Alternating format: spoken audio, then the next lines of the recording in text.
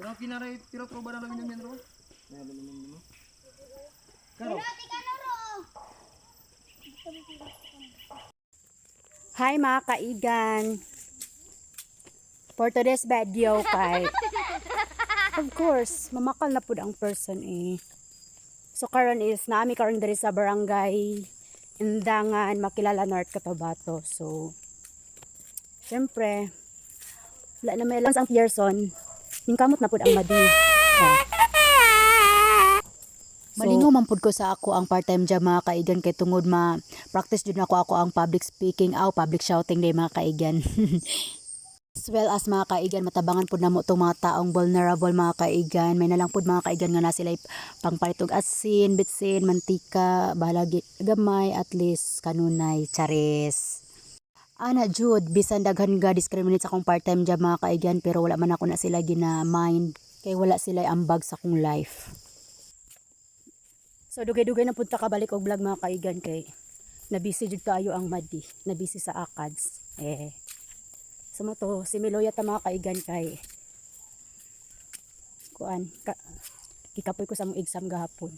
Sige kapoy. Man to. So swerte kay mi sa mong gipalitan og bakal mga kaigan kay gibuakan jud mixture yan. Oo. So pag buak kaon dayon ang madi. Wow, yummy. Oh, lami jud kay mga kaigan kay yelo-yelo rang agi mga kaigan. Aransil Yubay. Gani. So pagkaon ako ani mga kaigan murag nalimtan naman ako akong pass. Ani mga kaigan kay gigutom ko ani. Bitaw oy pagkaon ako durian mga kaigan mas lami pa man sa inyong relasyon. Mas lami pa sa relasyon ng akong durian nga akong gikaon. Oo. Ginahan kay kung aning angkol mga kaigan kay ang ihang mga bakal mga kaigan kay gipanghatag ra niya sa amo wala niya gipabaydan gibuakan pa mi og durian. Maayong udto kaninyong tanan Philippine Standard Time. It's already 12:00 na ng tanghali. So of course, update sa tong live run guys. Narita karon diri sa Sitio Settlement, Barangay Buhay, Makilala North, Cotabato. Yes. So for today's vlog, for today's video, i-practice din natin to ang public speaking. Let's try. Boti bakalan te! Plastic, lata! Plastic! Tong plastic na mulakaw.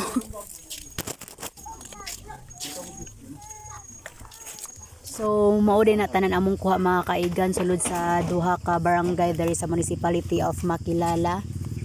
Ubay-ubay pod kag na timingan kay nindot ang panahon jud karon mga kaigan. Grasya sa Ginoo kay napanalanginan jud ang mga madi. Assorted ka na mga kaigan, adunay plastic, lata, lights, camera, action. So pwede na ko madrama. Mag-acting di ay. Sa dihang pagpauli na mga kaigan kay daghan man day nangatang dira sa daplin sa dalan. Syempre among gihapitan mga kaigan. Kay man na lang na daw sila pangpalit og betsin kag asin. Syempre, nagahulat ko sa ilaga kilo mga kaigan kay nagtungtong man ko dira sa taas mga kaigan kay maglisod na kog baba. So picture ay video di ay. Video day ko diri mga kaigan. Kay haggard naman ang person. Kano sa bata ni gwapa. Haggard man permi. Yarn. Power aura.